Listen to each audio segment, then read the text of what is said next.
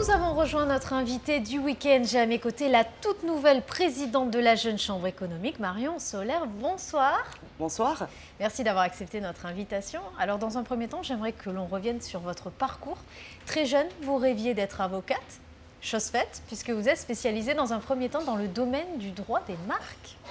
Exactement, tout à fait. Moi, j'ai toujours rêvé de faire du droit et surtout d'être avocate. Alors, à l'époque, pour un idéal que j'ai perdu depuis, c'était défendre le groupe U2. Voilà, grande passion. On peut l'expliquer, ça, c'est drôle. Mais non, mais moi, depuis 14 conviction, ans. Conviction, totale. Conviction totale, voilà, complètement fan. Et j'ai dit, j'aime le droit, j'ai l'association d'aimer ça et d'aimer le fait de défendre des gens.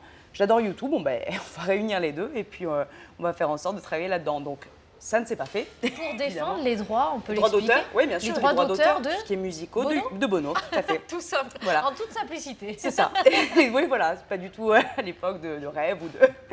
Voilà, donc bon, bien sûr, cette envie, j'ai gardé cette passion pour le droit, mais qui s'est transformée vers quelque chose de plus raisonnable et de plus en lien, j'ai envie de dire, avec l'actualité. C'est tout ce qui est numérique et nouvelles technologies. Ah oui, donc voilà. Changement d'orientation vers les hautes technologies. C'est ça, tout à fait, en passant par les marques, par le droit d'auteur, la propriété intellectuelle en général, et pour finalement maintenant vraiment me spécialiser dans le numérique. Voilà. Vous avez travaillé pour un gros groupe monégasque, il me semble.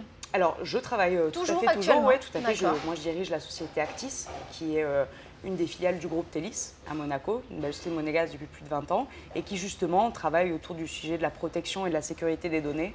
Donc, je suis dans mon élément. Très en vogue aujourd'hui. On en a besoin. Oui, tout à fait. Alors, vous êtes présidente, je viens de le dire, de la Jeune Chambre économique, mais vous avez évolué évidemment depuis de nombreuses années au sein de l'entité. Comment on adhère à la Jeune Chambre? Comment, tout simplement, on connaît la Jeune Chambre en principauté? Alors, je vais partir de mon expérience personnelle, parce que comme d'autres, elle est révélatrice. Moi, j'ai connu tout simplement par le travail, en fait. C'est en me rendant à des manifestations économiques sur des petits déjeuners ou sur des formats plus after work, pour là vraiment faire ce travail de networking, voilà, qu'on vit tous en principauté. C'est comme ça que j'ai connu la Jeune Chambre. Et ensuite, j'ai pu rencontrer des membres, discuter avec eux, et j'ai décidé finalement de postuler.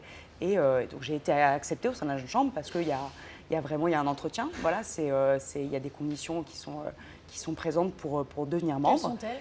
Alors, entre 18 et 40 ans, on a cette contrainte d'âge, et d'être actif à Monaco, d'être actif en principauté. C'est important pour nous parce que comme on a une vraie dimension économique et on veut, voilà, notre mission, et en tout cas notre vision de cette année, ça va être vraiment de participer au dynamisme de la principauté par l'action et l'innovation. C'est important que nos membres soient déjà présents dans cet écosystème. Est-ce que vous pensez sincèrement que la JCE forme les leaders de demain? Oui, je le pense très sincèrement parce que parmi les critères de sélection, j'ai envie de dire, pour devenir membre, il y a déjà cet aspect de leadership, en tout cas voilà, au sens aussi large qu'il puisse être, et on continue à former nos membres pour que justement ils développent de plus en plus leurs compétences et qu'ils puissent être ce vecteur entre les institutionnels, entre l'administration ou d'autres associations à but plus social, j'ai envie de dire. C'est ce qui est beaucoup moins notre cas et qui n'est pas notre cas d'ailleurs aujourd'hui. Et voilà. Quelle est votre feuille de route finalement aujourd'hui? Alors, ma feuille de route, elle est déjà de pérenniser, de développer les événements qui sont nombreux aujourd'hui. On a plus d'une cinquantaine d'événements dans l'année, donc de les développer, de les pérenniser autour de cette mission qui est, encore une fois, le développement de l'action et de l'innovation pour l'écosystème monégasque. Vous allez me dire comment? Alors, on a plusieurs pôles d'action, je ne vais pas tous vous les redécrire, mais on a des pôles qui sont importants, notamment au niveau de l'entrepreneuriat, avec nos différents concours, que sont le Startup Weekend, le concours de création d'entreprise, graines d'entrepreneurs aussi dans les lycées, le Gatineering, et depuis quelques années maintenant, un rendez-vous qui s'installe vraiment très bien, les trophées de l'entrepreneuriat. Et moi, ce que je souhaite, c'est bien sûr pérenniser ces événements parce qu'ils sont attendus et qu'à mon sens, ils sont importants pour dynamiser et développer l'attractivité de Monaco, pour montrer que, bien sûr, qu'on a une très belle industrie du luxe, on a énormément d'événements sportifs. C'est incroyable sur un si petit territoire d'avoir autant d'événements. Mais nous, voilà, j'aimerais qu'on développe et qu'on montre que Monaco, c'est pas que le Grand Prix, même si c'est fantastique, mais c'est aussi des entrepreneurs, des entreprises. Et c'est vraiment notre mission sur l'année. Et pourquoi pas en créer d'autres? Exactement, Belle exactement, en créer d'autres et amener des entrepreneurs, des personnes, des leaders qui ont envie de développer et de faire mûrir le pays en même temps que leur activité, de les encourager aussi à en tout cas venir s'intéresser et potentiellement à rester. Marion Soler, merci pour cet entretien. Nous vous souhaitons évidemment un franc succès pour 2020. Merci beaucoup. Je vous remercie beaucoup. Merci à vous de m'avoir invité.